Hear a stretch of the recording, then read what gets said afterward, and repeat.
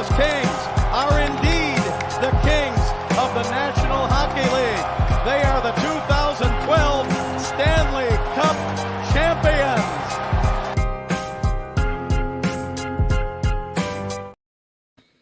What's going on, guys? Welcome to another post-game live here on Dime Dropper for the 2023-24 season. Before we get started, you already know the drill. Make sure you follow us on social media at Twitter, Instagram, and TikTok at Dime Dropper Pod, and subscribe on YouTube at Dime Dropper. Hit the notification bell so you know every single time we post a video and go live. And tonight we have another night of both LA teams in action, and it's a night where both LA teams took an L. Lakers losing to the Minnesota Timberwolves, Clippers losing to the Oklahoma City Thunder. Tonight, I'm going to start things off a little differently. Oh my God, why does this always happen? Hold on a second. Joseph, you have a habit of calling me right when I start my live. Get in the live. There's like 30 people in here. Probably going to be more coming though. All right. Let's get to it. All right, so let's get to it. Lakers, Timberwolves, Clippers, Thunder. Something bad happened to me with the Clipper game, so I'm going to explain that in a second. But let's talk about the Lakers and the Timberwolves. I actually watched this game really thoroughly. And by the way, if you're watching on Twitter, there's a link underneath the tweet that you're watching. Please click on that link. I need everybody to YouTube. Super chats are turned on. If you want to drop $1, a dime, any donation helps. But let's talk about it. I'll talk about the Clippers after. The Lakers against the Minnesota Timberwolves. So this was my first time seeing the Timberwolves this year in a full game. I've been talking about how I haven't really watched them, and they're the number one seed in the West right now. So I was very interested in seeing them play because they haven't played any LA teams yet. So we got the Timberwolves playing against the Lakers. LeBron James load managing. They said he was out with an ankle injury. It's load management. He played last night. He was fine. So can the Lakers afford to load manage when they've already lost 3 games in a row, especially against a team like Minnesota? We got D'Lo, Cam, Taurean Prince, Anthony Davis, and Rui Hachimura starting for the Lakers. For the Timberwolves, it was the exact same normal starting lineup. Rui Hachimura started on Karl Anthony Towns. AD started on Gobert, and Gobert was in every single minute that AD was in. So they were matched up with each other. D'Lo was on Mike Conley and Jaden McDaniels. I'm sorry, D'Lo was mainly on Jaden McDaniels. He guarded Conley for a second, then they switched it with Taurean Prince guarding Conley so they could guard him at the point of attack with length. And then Reddish and Vando were taking turns guarding Ant-Man. When Reddish was in, he'd guard Ant-Man. When he was out, Vando would guard Ant-Man.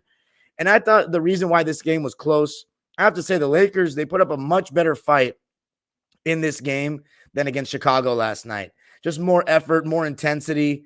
They didn't go down without a fight, made the Timberwolves play well or play hard till the very last minute.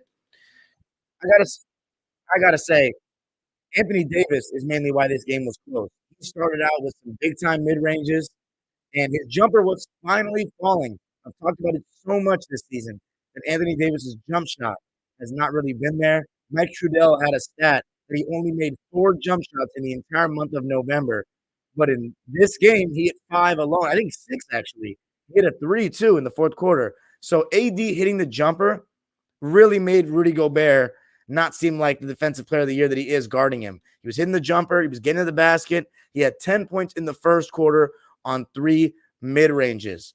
Also, D'Angelo Russell, much better effort in this game. Thought he was more aggressive. I like that he was going into frequent pick and rolls with Anthony Davis, getting into the basket. Or getting to the paint, I should say. There was one time where in the first quarter, he even missed a shot, and AD was right there because D'Lo drew 2 defenders. AD was able to grab the rebound, put it back up and in. And defensively, he had a block in the first quarter and a strip. So I actually liked what I was seeing from D'Lo much more than last night against Chicago. Rui Hachimura, I thought he started out doing a pretty decent job on Karl Anthony Towns. But Karl Anthony Towns was the leading scorer for the Minnesota Timberwolves in the first half. Ant-Man, man. We already know he's the franchise player. He's the man. He's taken a step up every single season. He is so hard to stay in front of. And the one thing I noticed about the Minnesota Timberwolves, and I've kind of hinted at it at times throughout the season, even though I haven't really talked about them, is that Rudy Gobert is finally surrounded by really elite point of attack defenders. He is finally surrounded by guys that he doesn't have to really bail them out. Jaden McDaniels, Anthony Edwards, Mike Conley, even Nickeil Alexander-Walker. These guys all do a good job at the point of attack, especially Nickeil Alexander-Walker and Jaden McDaniels. There were times where they were really, really staying attached to whoever it was, whether it was D'Lo or Austin Reeves fighting over those screens, and Gobert and them, whoever they were at the point of attack, they only were forced to guard the pick and rolls 2v2 without having an extra help defender and making the Wolves defense get into rotation. So that's a huge luxury. Huge. Nickeil Alexander-Walker, he impressed me with his defense right off the bat. He's got a lot of size and length. We saw an athleticism. We saw the way he defended SGA in the play-in game last year. If you go back to my play-in post games, you can see when I talked about that, he was causing problems. Christian Wood, he got a little bit of burn in the first half in this game, but he only played 4 minutes. So Laker fans, let me know in the comments, do you want Christian Wood playing 4 minutes? The offense was absolutely better in this game, but that's very, very few. You know what I'm saying? Very few. Anyway,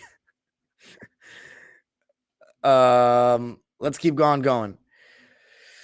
End of the first quarter, the Lakers were down 36-32. The Wolves went on a 12-0 run when they were down 19-24 to make it 31-24. The Lakers, one of the big reasons they kind of surrendered that lead was a lot of turnovers in the first quarter. 4 of them in quick succession, just straight up losing the ball, just getting stripped. And so that was bad. Austin Reeves in this game had 4 turnovers. D'Angelo Russell also had 4 turnovers. And Taurean Prince had 3 turnovers. So, yeah, not a very good job taking care of the ball. But anyway, Taurean Prince had a buzzer-beating 3. That was huge to make it 32-36 going into the second quarter. Of course, defensively, AD in drop coverage, you already know how it's going to go. Or in that high drop at times, he was making sure that he could come up and take away shots from Anthony Edwards and Mike Conley. But Ant and Conley, they made good reads. They absolutely made good reads, finding guys in the corners, finding guys in the roll. So it is tough to guard Minnesota. I don't know what their offensive rating is. If one of the mods can check that out for me right now, give me the offensive rating for the Timberwolves, that would be much appreciated, where they rank in the league. Second quarter. So, by the way, the Lakers in this game only playing a 9-man rotation, but really an 8-man rotation because Christian Wood only got 4 minutes, and he didn't even get a shot off. He had 0 points, and he was a -12. The -12, I mean, I'm not going to sit here and say that because of that, Christian Wood played like ass, because I don't think he really did. I just thought he was extremely quiet, and that 4 minutes flew by, and I don't even remember anything that Christian Wood did. But second quarter, Naz Reid, I noticed, by the way, I want to give a shout out to the Minnesota Timberwolves fans, because whenever that team is good, they show up in groves and they show up loud every single night. That's something. So I got to give it to them, because Minnesota, throughout their history, they never get any attention. They never get any love. Thank you, Bunit Shima. Timberwolves are 17th in offensive rating, so very average, actually. Their defense, they make their mark on. They're not very easy to guard by any means, and you have Anthony Edwards, who's so tough to stay in front of. And also, Gabe Vincent also load managed in this game, or was load managed, so it wasn't just LeBron James. But Naz Reid, I've noticed the cheers that he gets when he comes into the game. That tells me how much he's, ingratiated himself within the Timberwolves and their fans and all that, because they give him a loud cheer. And he comes in and gives you a lot of energy, a lot of fight. He's diving for loose balls, contesting shots at the rim against, guys coming downhill with momentum, knocking down open threes. So solid impact by Naz Reid. Even though he didn't shoot very well overall in the game, he had 3 threes in the game, finished with 9 points, 5 rebounds, 2 assists, a steal, and a block. He did have 3 turnovers, though. Both teams turned the ball over a decent amount. Lakers 18 times, Minnesota 14 times. But 18 turnovers, despite how well the Lakers played in the fight that they showed, they need to take better care of the ball if they want to win games like that on the road, especially without LeBron James. You've got to take better care of the ball. That's mainly Austin Reeves and D'Angelo Russell I'm speaking to. Jackson Hayes, I thought he came in and actually gave them some pretty good energy, some verticality at the rim defensively, rebounding. But that's all he's going to give you, some verticality at the rim, some rebounding, and some fouls. That's what Jackson Hayes does. And he got an and one as well on a pick and roll with Austin Reeves. He had 3 points, 3 rebounds, 1 assist on 1 shot attempt and made it in just 11 minutes. So look, like the Lakers, they got 6 guys playing 27 plus minutes. The other 3 guys, they're getting very limited minutes, 14 and under. Speaking of one of those guys, Jared Vanderbilt. Jared Vanderbilt, he still is not getting the minutes that Laker fans that want him to play more want him to get. He's just fresh off that injury. He's only got 14 minutes in this game. He was 0 for 3 with a donut, but he had 5 rebounds. So his rebounding per 36 is probably really good. But in my opinion, as I've said the last 2 episodes, the Lakers need Jared Vanderbilt to be a bigger part of this team because they really struggle defending at the point of attack right now. They're very mediocre in that respect. They had Cam Reddish guarding Ant-Man, a little bit of Taurean Prince, but those guys are not elite. Jared Vanderbilt is probably the best defender they have. Maybe not as good in the point of attack as Dennis Schroeder was last year, but they need him out there for defensive purposes. I think he shrinks the floor, and just throwing him out there with LeBron and AD, that was having a lot of success last season towards the end of the regular season. So you got to find a way, despite his offensive struggles, to get him into that offense more, to get him in the game more. Speaking of nasty offense, Rudy Escar-Gobert, for how great of a defender he is, active hands, knows how to use his body, rim protection. Anytime that guy tries to do anything offensively, I want to start watching hockey at that point. Like, his footwork is terrible. His hands are terrible. He had some nice finishes, I will say, and following up his misses, but he's all size. Like, he has no offensive skill to me. None. But his impact was good. Speaking of good impact, Rui Hachimura. They needed a bounce back game from him, and I really liked what I saw from him in this game. He was being physical defensively. He was being aggressive. He was looking for his shot. And besides his free throws, which needed to be better, just 2 for 6 from the line for Rui. He had 18 points, 4 rebounds on 7 for 12 shooting, 2 for 5 from 3 in his 34 minutes, replacing LeBron James in that starting lineup. Obviously, you want him to shoot better from the line. He was hedging and recovering on those Karl-Anthony Towns pick and pops, and that's very hard to guard. But really solid performance by Rui. I think there's a lot of good things to take from this game for the Lakers, just in the sense that they weren't really playing good basketball the last couple of games, and now you get some of their role players having good games in this one. Even though it's a loss, it's against the team that's rolling, the number 1 team in the Western Conference, and maybe that could bode well and give them some confidence going into that next game against OKC, because OKC and Boston, those are going to be really tough games. If the Lakers drop both of those 2, we're looking at a 6-game losing streak. And with the West as tight as it is, yeah, you're never going to be fully out of things the way things are going this early, but you don't want to put yourself in a position where you're playing catch up, because again, no matter how great LeBron James is in the playoffs, no matter how much experience that the Lakers have, and no matter the fact that they were the 7th seed last year and made it to the conference finals, I still stand by my rule. Only 2 teams in NBA history have won the championship lower than a 3 seed. And they were both defending champions with the 2, maybe you can say number 1 and number 2 greatest defenders ever in Bill Russell and Hakeem Olajuwon. Now, Anthony Davis, you can make an argument he's the best defender in the league right now. But I don't know. I don't see the Lakers winning the championship without a 3 seed. I don't see any team winning the championship without a 3 seed. Top 3. Guys, I got to put my charger in my computer real quick. Give me like 30 seconds. The Warriors are done, Kyle. I'm sorry.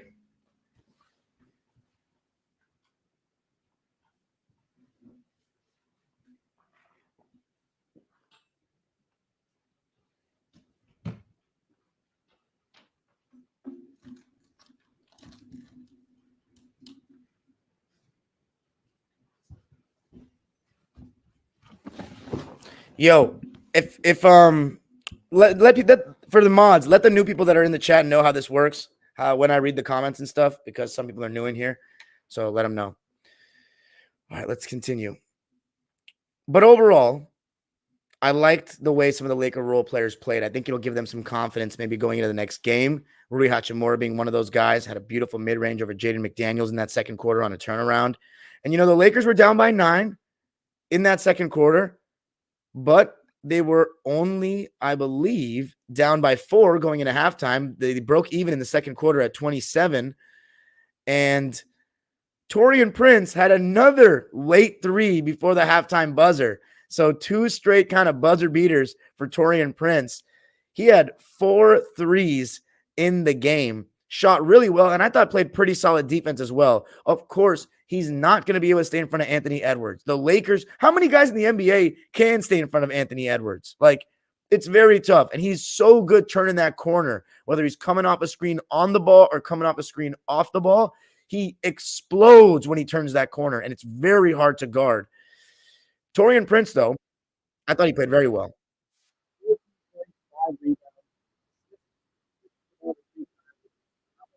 Was too much, but he was 5 for 6 from the field and 4 for 4 from 3 in 37 minutes. So that is a plus for the Lakers because he's really been struggling lately. But Anthony Davis, 18 points at halftime. Austin Reeves, 12 points at halftime. So the Lakers were right in there at the half. The only thing was the Minnesota Timberwolves were making more threes. Mike Conley being one of them. I'm very impressed. I hate Mike Conley because he's played for my 2 least favorite teams, and we had our wars with Conley back in the day. The Teddy Bears and the Trash. And it made me so. And one of the most satisfying things about beating the Trash and breaking the curse was that we beat Mike Conley. That was very satisfying for me. I heard he's a model citizen. I don't give a damn. Fuck him. I don't like Mike Conley. Anybody those Grizzlies, I don't. Those Teddy Bears, Zebo, Mike Conley, Mark, Tony Allen, I don't like them. But anyway, let's go to the third quarter. Another quarter in which they broke even, 24 apiece. Lakers had the game tied at 70 with a Taurean Prince 3. Taurean Prince was basically guarding Mike Conley every single time down. And I thought Anthony Davis was making his presence felt defensively majorly. Everywhere in help. He was coming up beautifully on the screens and contesting shots. His rim protection was good. And the Lakers' hedge and recoveries on Towns weren't bad. I thought Towns was pretty aggressive. And I liked how in the second quarter, he was catching the ball mid post and on the block sometimes and forcing the Lakers to double him. So that's when I think Karl Anthony Towns is at his best. He needs to be aggressive. He needs to be posting little dudes up, drawing double teams, because he's actually a pretty good passer. I don't like when he's sitting at the 3-point line just chucking. And I think that Gobert and him being staggered, that obviously helps him. But, no excuses. I think Karl Anthony Towns can still post up with Gobert on the opposite dunker spot waiting for a lob. I think he can do that. It's not, the spacing excuses from modern fans are ridiculous sometimes. But Cam Reddish, another player where I thought he had a solid game. He was 3 for 8 from the field, but all 3 of his shots were nice finishes around the basket. 2 of them were lefty finishes attacking closeouts, and I like that aggression from Cam. 8 points, 1 rebound, 2 assists, and a steal for him on 3 for 8 shooting, 0 for 2 from 3. Again, is he going to do a good job guarding Anthony Edwards? Probably not. Anthony Edwards is one of the toughest covers in the NBA today. The Lakers don't really have a lockdown defender like that. I think Vanderbilt is their best chance, but he's got to earn more minutes with his offense and just, I guess, gaining Coach Ham's trust again, coming off the injury. I don't know what to say. But the Lakers, they actually went to a 2-3 zone in that third quarter and a lot of that fourth quarter. And I thought it wasn't bad, but for anybody that, plays basketball or knows basketball strategy, and I see some of my players in here right now, my 6th graders in here right now. One thing, fellas, rebounding is one of the hardest things to do out of a zone. You have to rebound out of a zone, find a body. It's not as easy as man-to-man, because you're just guarding an area. You're not picking up a body. So at times, Kyle Anderson, Rudy Gobert, these guys were getting offensive rebounds, and it was hurting the Lakers. But I thought the 2-3 zone, they were okay in it. They got a couple of steals. One of them, Rui Hachimura, got an interception. One of them, Austin Reeves, got an interception. And after an Anthony Davis and 1 turnaround, he tied the game at 79. And then Rui Hachimura hit a 3 to give the Lakers the lead. My dad, obviously, he always roots for the LA teams. We're getting a little excited. Maybe the Lakers can pull this one out. And then Rui Hachimura had a really hard fall. Really hard fall. He's going to feel that one tomorrow, right on his tailbone. They called it a flagrant 1. I thought it was really funny how Stu Lance was so anti that flagrant foul, even though he's the Lakers color commentator. But Stu, I love how objective he is, But he's been even a little too objective these days. Like he's like grilling the Lakers. You know, I have a theory that Stu really doesn't like the way basketball is played anymore. I mean, listen, he's from the 70s. He played in the 70s and late 60s.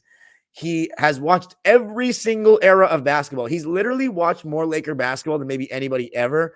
I'm pretty sure he probably saw more Kobe Bryant than any human being, because he worked for the Lakers every single year of his career. But I have a hunch that Stu doesn't love the way basketball is played. But I think a lot of people don't. And that's not a crazy thing. I'm not a huge fan of the modern style either. But let's talk about the fourth quarter. Need some water, man. Let's talk about the fourth quarter. AD and Ant, by the way, played the whole third quarter along with Gobert. As I said, Gobert matching up AD's minutes. Now, Minnesota threw the first punch in that fourth. I have to say, my second favorite college player of all time. It's funny because my first favorite college player of all time is also on the Minnesota Timberwolves, and that is Jordan McLaughlin. Kyle Anderson is my second, and Kyle's so good. I mean, he just comes in, he plays defense, he rebounds, he passes, he's so high IQ. He's a real leader out there. He communicates so much on the court on both ends. One thing that's really hard about guarding him in the pick and roll, teams want to let Kyle shoot, right? So they keep going under the screen, But Kyle gets you backing up all the way to the foul line. And then when Gobert sets a screen from the foul line, you have the pick and roll happening so deep that if you throw two guys at Kyle Anderson to protect the rim run, Rudy Gobert needs to be accounted for on that roll. And the closest rotation is coming from the deep corner guarding a three-point shooter. So that's a really, really hard pick and roll to play. And if you switch it, Gobert is likely a lot bigger than who you're switching on to him. And all Kyle Anderson needs to do is just lob it up. And his passing is fantastic, as we know from his UCLA days. So it's a tough pick and roll to guard, and he got some really good stuff on that. Lakers were down by 5, and I thought one of the big stretches of the game that hurt them was they had 2 consecutive turnovers. One was 95 to 100, and they were coming down the court, and D'Angelo Russell, I think no, it was Cam Reddish, got the ball stolen from him by Mike Conley. And then another one where Jackson Hayes just straight up didn't catch the ball when D'Lo kicked it out to him. So those were really tough. D'Angelo Russell, as I said, I thought he was doing the right things, but he was 2 for 12 at one point. He just wasn't making shots. I thought he was taking the right shots, but he wasn't making shots. And then he woke up. 13 points in the fourth quarter for D'Lo. He was hitting threes. He was getting in the lane. He got an and one. He was trying to get the Lakers back in the game. But the Ant-Man in the pick and roll, that pass he had to Nickeil Alexander-Walker, it was the right defense by the Lakers. It was the right read by Ant-Man. He made it 110-99. I feel like the game was over right there. But D'Lo made a couple of threes, had a chance to make a third consecutive one that would have cut it to, I believe, 5, and he didn't make it. And Ant was just too tough to stay in front of. He's so relentless. And by the way, Karl-Anthony Towns did not close the game. Kyle Anderson did. So I thought that was pretty interesting. But yeah, Lakers fall a little bit short, 118 to 111. The Minnesota Timberwolves move on to 21-6 on the season, 12-1 at home. They outscored the Lakers 31-28 in the fourth quarter. The Lakers are now only one game above 500, 15-14, and they're 5-11 on the road. Laker fans, tell me how you're feeling, because it's no good right now. Let's read the lines for the game, the team stats. First off, the Lakers shot 49%. The Wolves shot 48%, so pretty close there. The Wolves shot 39% from 3. Really good. Lakers shot 43.5% from 3. But the Wolves shot 36 of them. Lakers shot 23 of them. It ended up being the Wolves making 4 more threes. And they also shot 1 more free throw. Lakers were 19 for 24 with 4 of those 5 misses coming from Rui Hachimura himself. And Minnesota 20 for 25 from the line. So 80%. The turnovers kind of made that little bit of the difference for the Lakers. But if I'm a Laker fan, I can't really be mad at the performance. I'm not going to lie. I thought they fought hard. AD had a good game. His jumper fell. The role players played well. Just didn't have LeBron. And the Wolves, I talk about this all the time. winning habits have to be built. And it's a situation like this, right? Someone like me, I predicted the Minnesota Timberwolves to finish like 9th or 8th, if I'm not mistaken. I may have even had them 10th. But which obviously was a horrible pick. I'll fully admit my L on that. But you're thinking to yourself, man, why is Minnesota so good? Like, obviously, they have good defensive personnel. They have Anthony Edwards. Then you watch them play and you see how a team has built winning tendencies. The same way you saw with the Warriors in 2022. Winning, when you get consistent at it and it starts becoming a habit, you play hard every game. Your team is connected on both ends of the floor. You can see that guys are playing with confidence. And I saw that. The Timberwolves are very connected defensively. Towns is playing confidently. The fans are acting cocky. I saw them waving a D'Lo goodbye. They know what they have in front of them right now, and that's a very, very solid team. The way Jaden McDaniels was guarding in the point of attack, I have not seen many guys guard that well at the point of attack this season. He's the real deal. Kyle Anderson, Nikhil Alexander-Walker, Conley, they have a high IQ team. I will say, though, the Ant-Man, he dribbles a little too much right now still. He's a little too much of a ball stopper, but I love the Ant-Man. And then Escar Gobert, I don't like him, but he's a great rim protector. The Timberwolves are building winning habits. 12-1 at home. Man, sheesh. Let's read the lines. First for the Wolves. Troy Brown Jr., former Laker, only 6 minutes, shot one shot. He had 2 points. Naz Reid, 9 points, 5 rebounds, 2 assists, 1 steal, 1 block, 3 turnovers on 3 for 9 shooting and 3 for 6 from 3. I thought he still made a pretty solid impact. 25 points for the Wolves bench. Nikhil Alexander-Walker, his stat line will not reflect how well he played, but his defense, especially on Austin Reeves, was really good. 5 points, 3 rebounds. 5 points, 1 rebound, 3 assists, 3 steals on 2 for 6 shooting and 1 for 5 from 3. So he didn't shoot well, but his 1-3 was very timely. Kyle Anderson, 9 points, 5 rebounds, 4 assists, 1 steal, and 1 block. Just 1 turnover, 4 for 7 from the field, 0 for 2 from 3. So 3 ball, that's never been Kyle's strong suit, but a very solid performance by Slow-Mo. And then every Wolves starter getting 30-plus minutes. They've got one of the better starting lineups in the NBA, I must say. Mike Conley, he played 30 minutes, and he was awesome. 16 points, 8 assists, 2 steals, and a block, just 1 turnover on 66% shooting, 6 for 9, and 66% from 3, 4 for 6. No free throw attempts, but he was really efficient. Then there's Jaden McDaniels, who played 36 minutes, and I thought he was spectacular. And the step back he hit, or the snatch back in this, I believe it was the third quarter, was filthy, and he was making his threes. Jaden McDaniels, 14 points, 1 rebound, 3 assists, and a steal on 5 for 8 shooting and 2 for 4 from 3, 2 for 2 from the line. Very efficient in his 36 minutes. Karl Anthony Towns, thought he had a solid game. 21 points, 6 rebounds, 4 assists, and a steal. 7 for 17 from the field, 2 for 6 from 3, 5 for 6 from the foul line in 33 minutes. Rudy Gobert, 15 points, 13 rebounds, 3 assists, 1 steal, 3 blocks, 2 turnovers on 6 for 11 shooting, 3 for 6 from the foul line. So he kept it pretty efficient, but the double-double is what was big. 5 offensive rebounds, and they absolutely made a difference. And then a steal and 3 blocks, really solid impact for Rudy Escar Gobert in this one. And then the Ant-Man, my player of the game, 27 points, 7 rebounds, 5 assists, 3 steals, and a block. He did turn the ball over 5 times, though, so he needs to keep that down. But did all that, 9 for 19 from the field, 2 for 6 from 3, and constantly putting pressure on the defense, making you play defense on him without fouling. He was 7 for 8 from the foul line.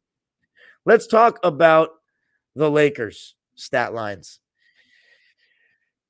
I talked about Jackson Hayes and Christian Wood and Jared Vanderbilt. Let's go with Austin Reeves. He had a very solid game. Again, I think Austin's actually been playing pretty well lately, but he needs to take better care of the ball. Austin, he has that move where when he gets over the screen, he waits and lets somebody bump into his back like Trae Young and takes that contact and throws it up and gets the foul. He had 20 points, 8 rebounds, 5 assists, 2 steals with the 4 turnovers on 50% shooting, 7 for 14, but 1 for 4 from 3, 5 for 5 from the line, though. So a pretty solid game for Austin. And then I talked about Cam Reddish, Torian Prince, and Rui Hachimura. D'Angelo Russell, he finished with 17 points, 4 rebounds, 8 assists. So 8 assists, 2 steals, and 3 blocks for D'Lo. He had a weird quote after the game, though, saying, defense is not what I do. I get what he means. That's not what he's known for. He's known to be a great offensive player, a very good offensive player, but that's just not something you say, in my opinion. Defense is not what I do. But 2 steals and 3 blocks. At least he was doing that tonight. 4 turnovers, though. Needs to keep that down. 7 for 19 from the field. 2 for 6 from 3. Laker fans would still probably like him to shoot a little bit better. And then AD. Thought he was spectacular. 31 points, 8 rebounds, 4 assists, and 3 blocks. Just 1 turnover. He was very aggressive. He was making his jumper. He made his only 3. He was 8 for 9 from the foul line, and he shot 11 for 20 from the field in 39 minutes. He was good. But that's it for the Laker game. Now let's talk about the Clippers. Okay, guys, let's read some comments first. If you are on social media right now or something, please tell the Clipper fans to jump in. I may have made a mistake. I was trying to do Lakers first tonight just because I wanted to mix it up, and I watched more of the Laker game, believe it or not. But I probably should start with Clippers first because even though I probably have 50-50 in subscribers, Lakers and Clippers, I think lately Clippers have probably surpassed that with my Locked On exploits. And yeah. Also, I am a Clipper fan, so people want to hear me talk about them first a lot of times. But okay, let's read some of the comments before we move on to the Clippers.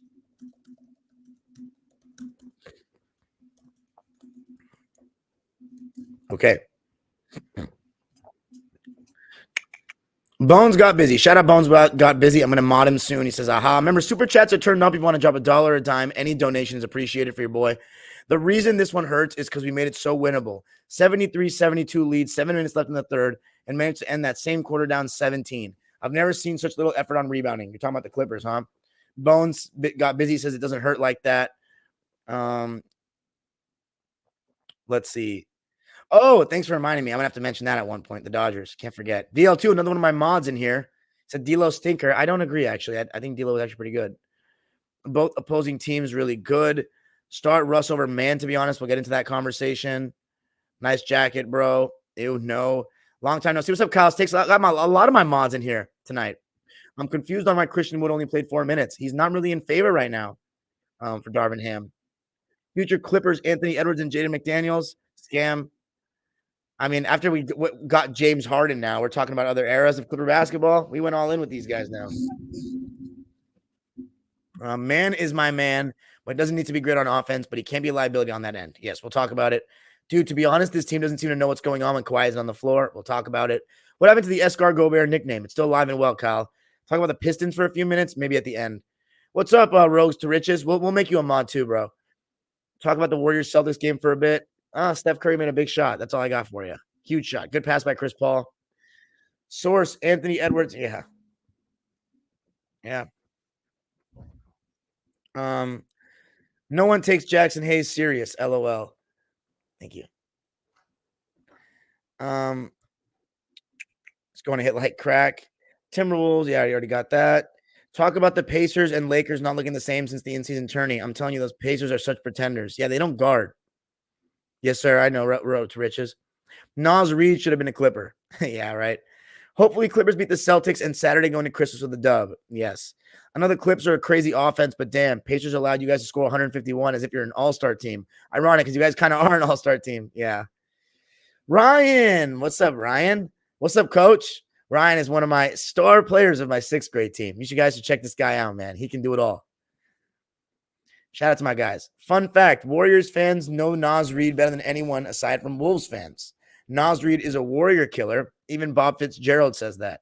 Dude always plays like an all-star against us. It's crazy, but dude is a really sneaky good player. And his skill in b-ball fully displayed when he plays us. Flea! One of the 4 sportsmen, dime dropper. It's up late over there in Texas. Best team in the league, Ryan? I'm going to go with the Denver Nuggets until they're dethroned. I believe it's still the Denver Nuggets.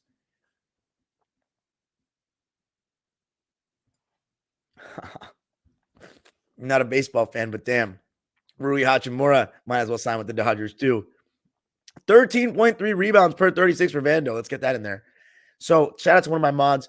13.3 rebounds per 36 minutes for Jared Vanderbilt. So he makes his minutes or makes use of his minutes on the glass. Can he get more consistent minutes from Darvin Ham? I would try him more. All right, let's see what we got.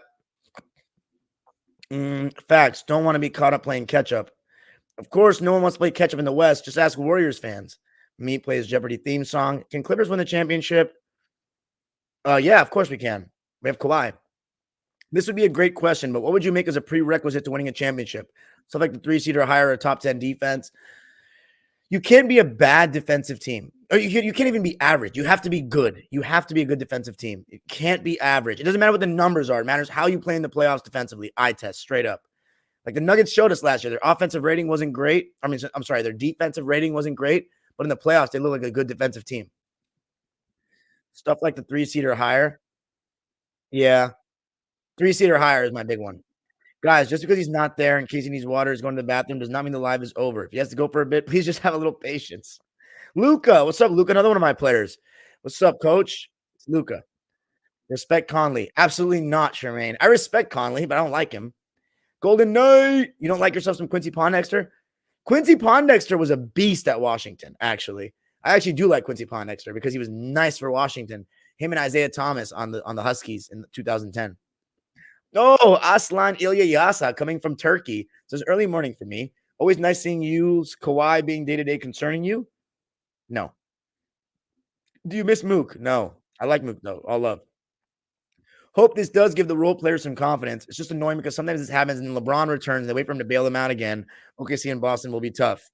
Also, I think Ty Lue pulled out starters way too early, to be honest. This game pissed me off so bad. Like, literally felt like we got no effort on boards, no effort on offense, no effort anywhere, man.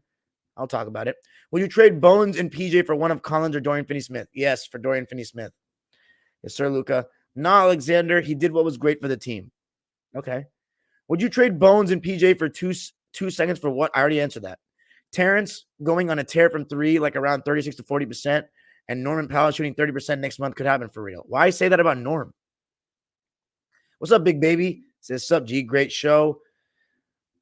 Exactly about zone defense. Good thing you're teaching 6th graders it's harder to rebound playing zone than man. When I remember in high school, I had a couple teammates who actually didn't know this. Lakers lost. Early morning for me. Always nice seeing you. Already answered that. I remember our coach asking us at halftime, and our coach couldn't believe he saw any hands raised for zone. I absolutely raised my hand for man.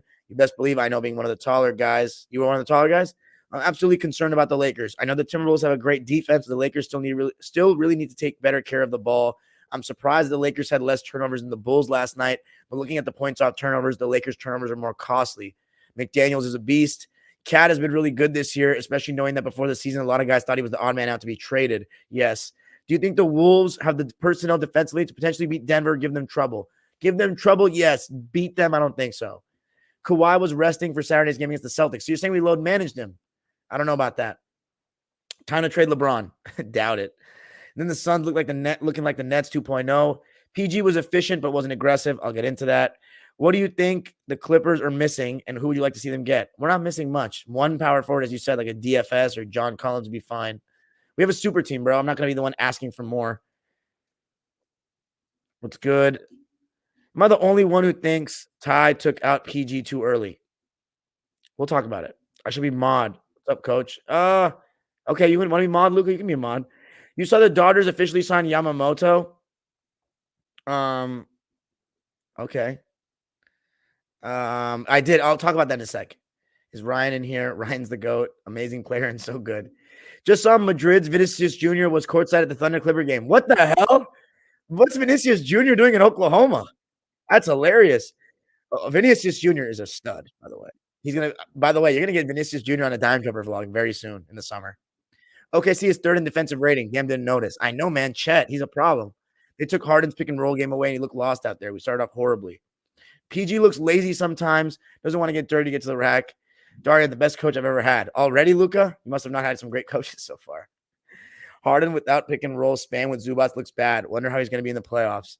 I think Clips finishes a 3 seed, GOAT, 53 and 29 as 3rd seed. Ty Lue loves to pull out the white flag early. It's facts. Using my expensive data roaming for your stream. All right, let's get into it, Clippers. Okay. All right, Clipper Nation, you've waited patiently. It's time to talk about the Clippers. Now, guys, I have to apologize big time to the people right now. I fell asleep at 4 o'clock local time. I want to take a nap before the game. I set an alarm for 5 o'clock and my body was exhausted. So then I was like, okay, I'm going to set it for 6. I have a series recording for Clippers basketball and Bally Sports. I'm just going to watch it a little behind and I'll watch everything. I wake up and the one thing I was fearing, this better not be on KTLA. This better not be on KTLA. Turn on the channel, KTLA. I look and see if there's a replay. No replay. League Pass does this thing where you can't watch local broadcasts until 3 days after the completion of the game. So I have no way of seeing the first half. I did not get to see the first half. And that's the main reason why I started with the Lakers in this episode. I'm sorry, Clipper fans. I have to be better. I have to be better. That's unacceptable. It's not okay. It's not being responsible. I should have checked, should have recorded. How are people still commenting from Twitter? I deleted the link. Get on YouTube, please. But anyway, let's talk about it. Here are the notes that I got. OKC started very hot. We weren't playing much defense. We started cold. I heard that Russ gave us some energy to close the quarter. I heard that Terrence was extremely indecisive. PG had a good first half, shooting the ball 4 for 8. Harden had 11, 6, and 5 at the half, but he was 4 for 13. Let's talk about that for a sec. Just immediate takeaways. It's great to have Paul George back, right? He was sick. He comes back. Kawhi Leonard, after having that hard fall last game, he missed today's game. Now, it was probably a little injury management, if you know what I mean. Meaning, like, it's not load management. I think they're only resting him because he fell down hard. They listed it as a hip contusion. I hope it's not serious enough to miss the Boston game because Kawhi, his 27-game streak was broken. 27 in a row, though. If you had told me, and I'm still knocking on wood, I still want you to knock as well. If you had told me that Kawhi was going to play 27 out of the first 28 games and Paul George was going to play 26 out of the first 28 games, I would be more than satisfied with that. I think our record would have been good even if we didn't have Harden with that kind of health. But no Kawhi, so I didn't really expect a win tonight, but I just wanted to see them compete. I turned on the game and we're only down by 5 at halftime, but I heard that we made a late push at the end, but we weren't hitting. And I heard Norman Powell and Russ were the catalysts. By the way, OKC fans giving 3 of their former players really good ovations. James Harden, who got probably the least of the 3, but still got some applause for his 3 years in OKC. Paul George only played 2 years in OKC. And then Westbrook got his standing ovation. He is the greatest Thunder player of all time. That is not up for debate for me. Kevin Durant is the best player that's ever played for the Thunder, but the greatest ever is Westbrook because he never wanted to leave. And he stayed there and won an MVP after KD went against him. He was the guy. He is Mr. Oklahoma City. And to be honest, as much as I'm thankful to have Russell Westbrook on my team, I thought he was going to stay in Oklahoma City forever. Like, I legitimately thought he was going to stay in Oklahoma City forever. I thought Paul Pierce was going to stay in Boston forever. I thought Dame was going to stay in Portland forever. It's amazing seeing so. I thought Dwayne Wade was going to stay in Miami forever. I thought Tony Parker was going to stay in San Antonio forever. I thought Kawhi Leonard was going to stay in San Antonio forever because nobody ever left. So it's pretty wild. But I'm looking at the stats, right? James Harden has 13 shots and Paul George has 8. That's a problem for me. Paul George has to be the second option. It has to be the first option when Kawhi's out. Because I already know Harden's going to have the ball in his hands the most.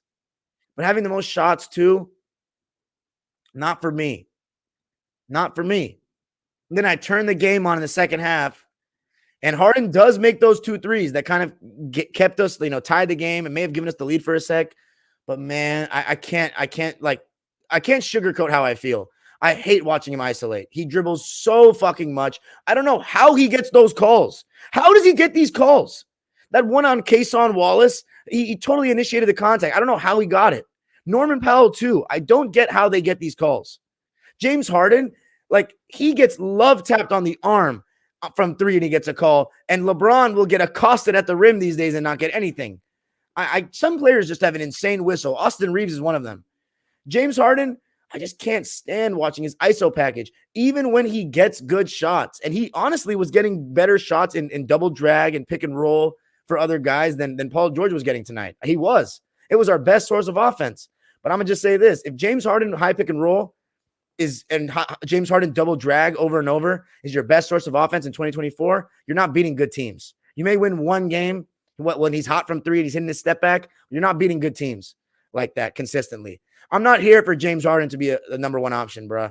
I hated it. I wanted to chuck my remote at the TV. I wanted to slander him every second. But I'm not here for that, bro.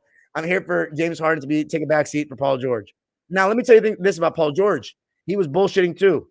In the second half, Harden gave him the ball after a couple of pick and rolls, and PG was just chucking long shots. And his defense was poor too, for my taste. His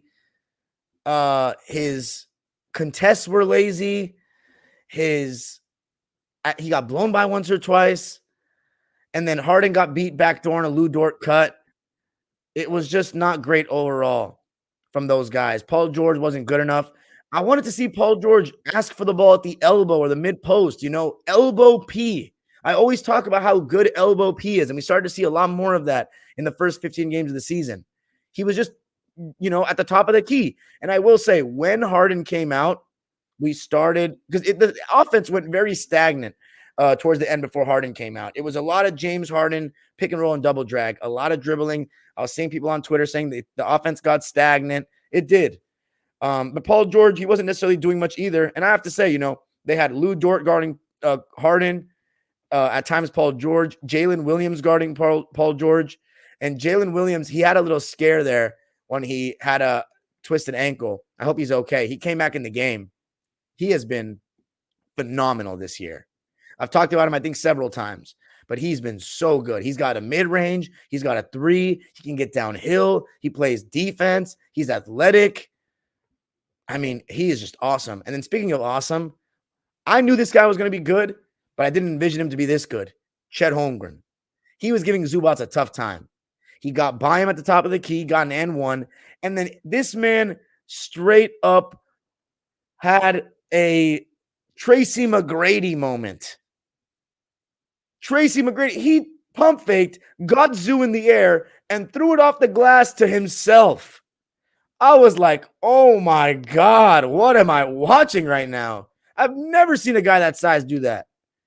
He's special, man. And defensively, he does well too. And so that caused Ty to be like, okay, I got to take Zoo out. And we put Tyson. And, it was okay. I don't think it made much of a difference at all. If anything, it got worse because we were down by 3 when Zubats came out. And it kind of fell apart after that. But Terrence Mann was on SGA. PG was on J-Dub.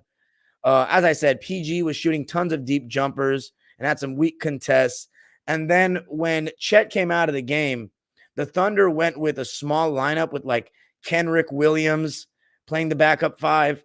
They had Jalen Williams only playing the fourth quarter. The Arkansas Jalen Williams playing the fourth quarter. But besides that, they just had Isaiah Joe, Aaron Wiggins, Kason Wallace, and Kenrick Williams. So they went with a really small ball switch everything unit. And the Clippers, they were struggling with it, to be honest, because, man, SGA is a problem. Like, he really is a problem. But I thought that the Clippers being sloppy offensively and just getting outworked, it felt like all the 50-50 balls were coming to the Thunder, was hurting them. That the Thunder just looked fresher. It looked like the Clippers were tired and were on a back-to-back. And I'm not giving them an excuse. They should have played harder. They should have played better.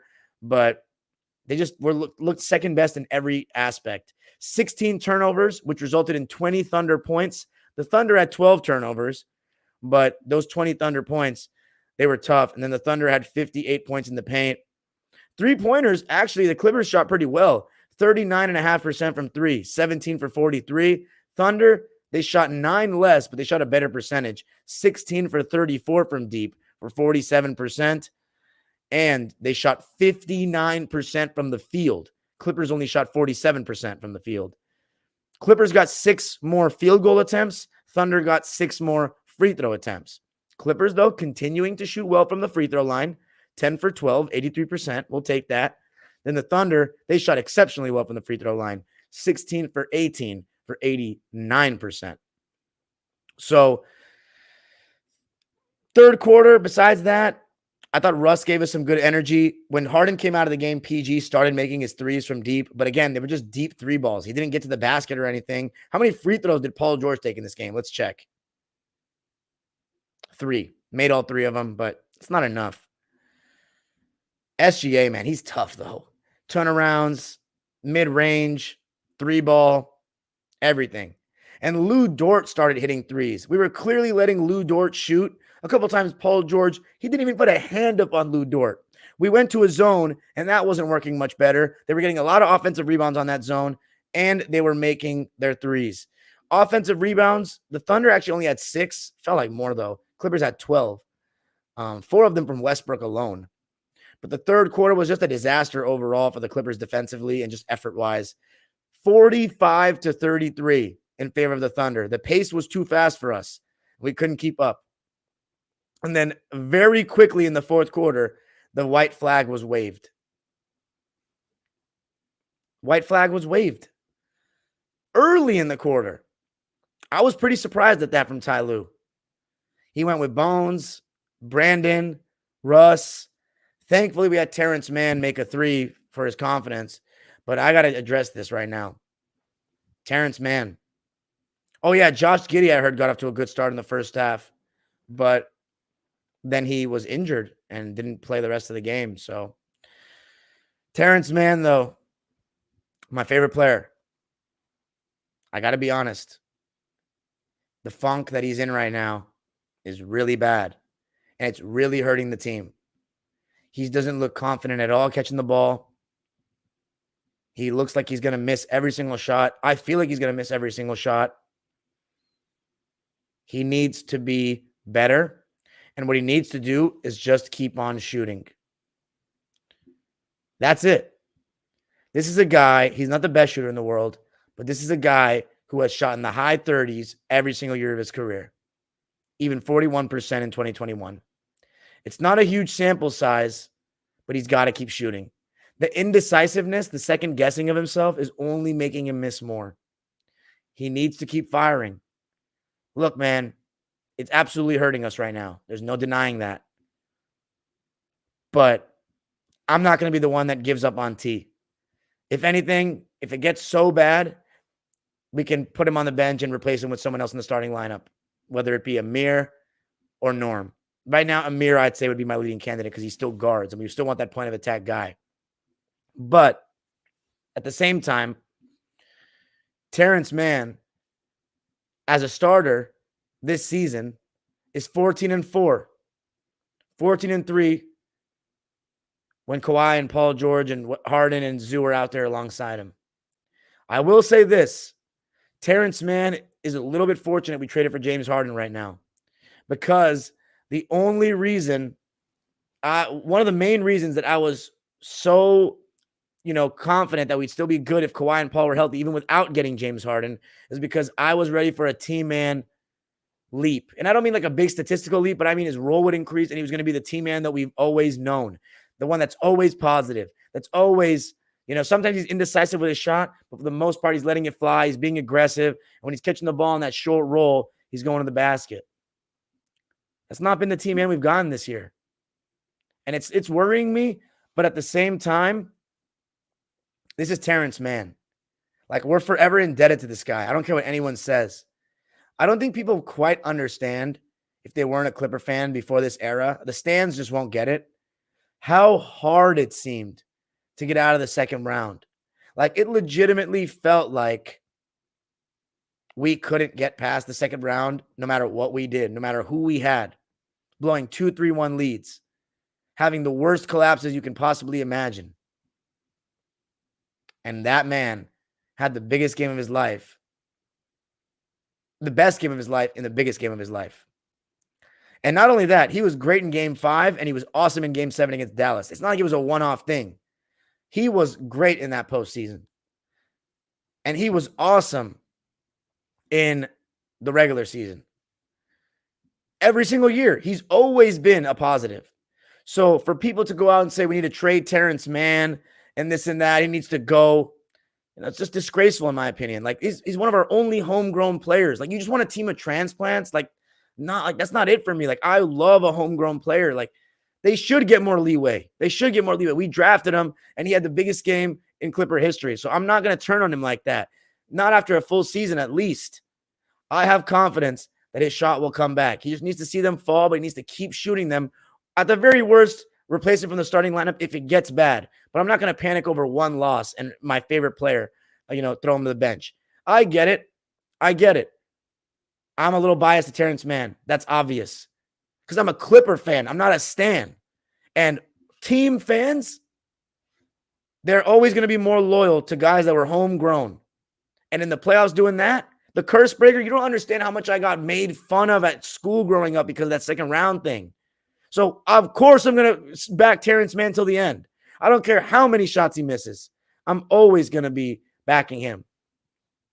Anyway, that was it, though. Pretty pathetic performance, but I got to give OKC credit, man. They're tough. They have 5 guys that can shoot the ball from the outside, 5 guys that can handle the ball, and they have no really weak defenders outside of Josh Giddey in that starting lineup. Josh Giddey would be their only guy that really can't shoot, but he's very cerebral. Like he can rebound. He's a good passer. He can get downhill. So Thunder snapped the Clippers' 9-game winning streak. That's okay. Clippers are now 17-11, 6-8 on the road. Got 2 wins out of the 3 road games this week. And now the next game I will be at, Boston. That's going to be a great vlog. I think that's going to be vlog number 12 on the channel this season. So that'll be fun. A lot of Celtics fans will be in the building, though, unfortunately. Let's read the stat line for the Thunder. They win at 134-115. They're 10-4 at home, 18-8 overall. So they've played 26 games. Clippers have played 28 games. Kenrich Williams, he played 18 minutes. He had 5 points, 2 rebounds, 3 assists, and 2 steals, and no turnovers. So a little bit of everything for him. And he was 2 for 2 from the field, 1 for 1 from 3 in 18 minutes. Cason Wallace, 2 points, 3 assists, 1 block, and a turnover on 1 for 4 shooting and 0 for 2 from 3 in 20 minutes. Aaron Wiggins had 8 points and 7 rebounds to go along with an assist and a steal, and he was a plus 22. 3 for 6 from the field, 1 for 2 from 3. He can score. Then Isaiah Joe, talk about somebody that can shoot the ball. 11 points, 6 players in double figures. Only bench player in double figures. He shot 50% from the field, 4 for 8, 3 for 7 from 3 in 25 minutes. And then we have the starters for the Thunder. Josh Giddey, only 14 minutes, but he had 11 points, 3 rebounds, and 4 assists. Bro, 5 turnovers in the first half. Oh, my God. That's crazy. 4 for 5 from the field, 3 for 3 from deep. That's not the norm. Let's see what Josh Giddey was shooting from 3 going into this game.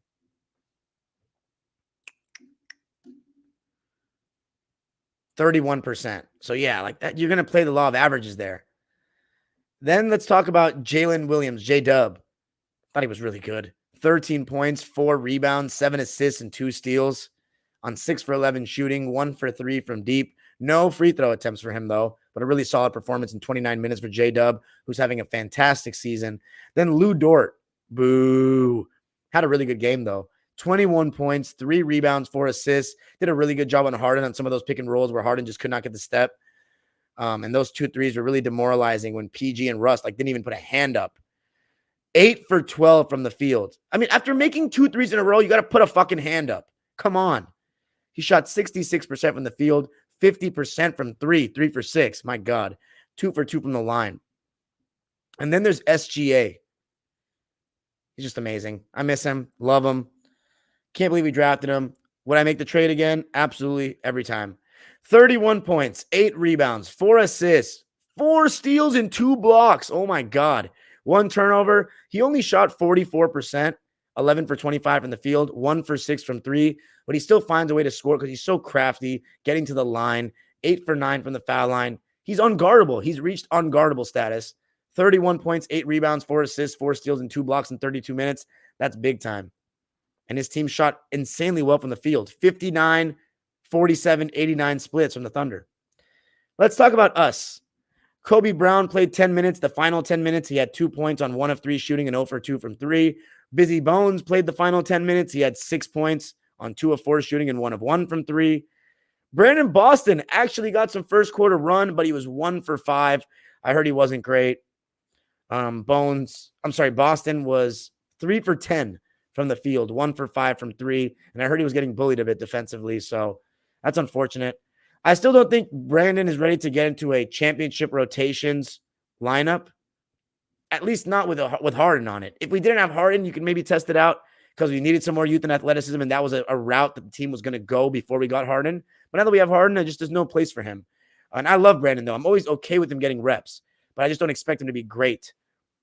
7 points for him on 3 for 10 shooting and 1 for 5 from 3. And then the 3 bench players that really got burned. Daniel Tice, 4 points, 1 rebound, 1 block, 2 turnovers on 2 for 2 shooting in 15 minutes. He was a minus 14. I didn't really notice much from Tice. I thought it was one of his more, you know, what's the word? Quiet games as a Clipper, really. Norman Powell, thought he was good in the first half. He was part of the reason that we were still in it from what I was hearing.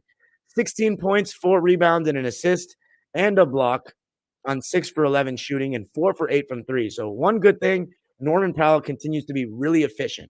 In 23 minutes, you love to see that. Hopefully improving his 6th Man of the Year campaign. Austin Reeves and Naz Reid, absolutely. Talked about them earlier. They're in that conversation as well. Russell Westbrook, thought he was probably our best player tonight, arguably. 15 points, 13 rebounds, 4 of those offensive rebounds, 4 assists, but 5 turnovers. Too many turnovers for Russ. Too many. 7 for 12 from the field, though. He continues to be very efficient lately. I love that. Absolutely love that. 0 for 2 from 3 in 30 minutes. So he was 7 for 10 from 2. Love the effort from Russ. He's been playing really good basketball lately. Then the starters. Zubac's only played 17 minutes. His worst game in a long time. He's had like 15 straight good games, to be honest. 6 points, 3 rebounds, 3 assists, 3 for 4 shooting in 17 minutes. He really struggled with Chet. That pick and pop is tough. It's tough to guard Chet one-on-one. He struggled. Terrence Mann majorly struggled. He was a minus 31. So usually Terrence Mann is really good in the plus-minus category. That reflects how poorly he's playing right now. 25% from the field and 3. 5 points, 1 rebound, 1 assist. The only good stat there is 3 steals and a block. But 2 for 8 from the field and 1 for 4 from 3. Terrence, bro, I got your back till the end. I don't give a fuck how many shots you miss. I'm here. I want you to retire as a Clipper. I got faith in you, but we need it soon, bro. Paul George. Actually, let's go with the Brewmaster. Amir Coffey. His stat line looks good, but I didn't watch the first half, and I don't remember him playing too much in the second half. 9 points, 4 rebounds, and an assist on 4 for 7 shooting and 1 for 4 from 3. He and Terrence Mann shot a combined 2 for 8 from 3, and that absolutely hurt Harden and Paul George in this game. And then we have James Harden. 23 points, 9 rebounds, 6 assists. So, of course, our leading assist guy. 3 steals and a block. So, active hands by Harden. But I thought his defense in the second half wasn't very good. 3 turnovers from him. 7 for 18 from the field. He shot the most shots of anybody on the team, which I don't like. 9 of those shots were threes, and he actually shot well from 3. He was 4 for 9 from 3 and 3 for 9 from 2. Again, with Harden, he doesn't have a pull-up on a dime inside the arc. He has a pull-up on a dime in transition from the top of the key, but when guys are chasing him from behind on screens or just in isolation, he has no pull-up on a dime. He has to come to a full stop, which a lot of NBA players have to do. It's not just James Harden, but I'm just saying that's one of the reasons I also am not a huge fan of his game. Anyway, Paul George, 22 points, 4 rebounds, and 4 assists to go along with a steal and a block, just 1 turnover. You need more shots than 14 if you're shooting 50%. 7 for 14 from the field and 5 for 8 from 3. Do you guys think Ty Lue waved the white flag too early? There was 10 minutes left in the game. I know we were down by 20, but it's the modern NBA. It was like they kind of just were like, all right, we're not going to trip. We're going to play against Boston on Saturday, and we don't want anything else to happen. They led by as many as 20. We led by as many as 1. So the Thunder had our number all game. But Paul George needs to be more aggressive when he's shooting 50%. And James Harden should recognize that. I saw that when James Harden was pounding the ball a lot and doing his 3-ball thing, and in the third quarter, he was looking to get Paul George the ball after a certain amount because he was like, okay, I got to get him the ball. But he should be our focal point. He should be getting the ball in the mid-post, the mid-range. And that's not just on Harden as the point guard. That's on Ty Lue as the coach and on Paul George himself. I know it's more stagnant than the pick and roll with Harden, but he is our number 1 guy without Kawhi for me. But anyway, I'm not tripping on the loss at all. Without Kawhi Leonard, I'm tired of like acting like these games without Kawhi Leonard mean anything anymore. We've had to deal with the no Kawhi Leonard Clippers for a couple of years now, and it doesn't tell us anything because this team is only going to go as far as Kawhi Leonard takes them. That's it. It's always been that way, and nothing changes now. We need Kawhi Leonard. It doesn't tell us anything about this team without him. And here's the thing. We got James Harden for this very reason. Games without 2-1-3. Well, we've won 2 games without Paul George, and we've lost our only game without Kawhi. So 2-1 without 2-1-3. I'll take it. Anyway, that's it for me tonight, guys. Now to the live subscribers waiting patiently in the chat. I want to give everybody an apology for not watching that first half. I'm going to try to do some research before I do Locked On Clippers for tomorrow. But thank you, and have a good night. When am I going to be live next? So no Friday live. Saturday, Clippers are playing Celtics. I'll be at the game, so no episode then. I don't know. We'll figure it out. But I've been live so much this week. I'm chilling. Peace out. Have a good night. All right, let's read the comments. Okay, a lot of them here, huh?